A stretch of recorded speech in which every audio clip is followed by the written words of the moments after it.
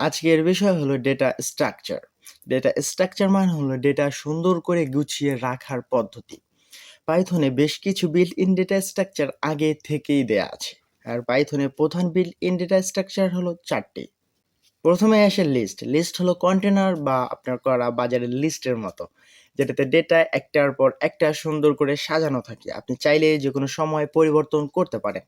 এবং ২ নাম্বারে আসে টাপল। টাপল হলো অপরিবর্তনীয় ডেটা। অর্থাৎ যে ডাটা কখনো পরিবর্তন হবে না, তখন আপনি টাপল ব্যবহার করতে পারেন। যেমন ধরেন আপনার ডেট অফ বার্থ।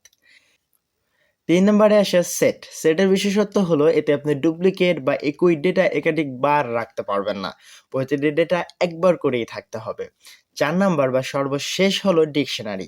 ডিকশনারি কিছুটা ফোন বুকের মতো। সেখানে যেমন আপনার প্রতিটা নামের বিপরীতে একটা করে নাম্বার থাকে, ঠিক সেম প্রতিটা কির বিপরীতে একটা করে ভ্যালু থাকে। এখন প্রশ্ন হচ্ছে কোন ডেটা স্ট্রাকচার কখন ব্যবহার করবেন? যখন আপনার ডেটা বা মানের পরিবর্তন হবে বা পরিবর্তন করতে হবে তখন লিস্ট ব্যবহার করবেন। যখন ডেটার মান স্থায়ী, কোনো ধরনের পরিবর্তন দরকার নেই, তখন ব্যবহার করবেন টাপল।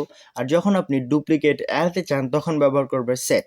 আর সর্বশেষ যখন আপনি নাম দিয়ে কোনো ডেটা খুঁজে বের করতে চান তখন ব্যবহার করবেন ডিকশনারি।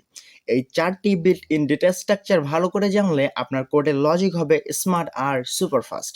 কমেন্টে জানান আপনার পছন্দের ডেটা স্ট্রাকচার কোনটি। আর এমন ইনফরমেটিভ ভিডিও পেতে চাইলে চ্যানেলটি সাবস্ক্রাইব করে পাশেই থাকুন।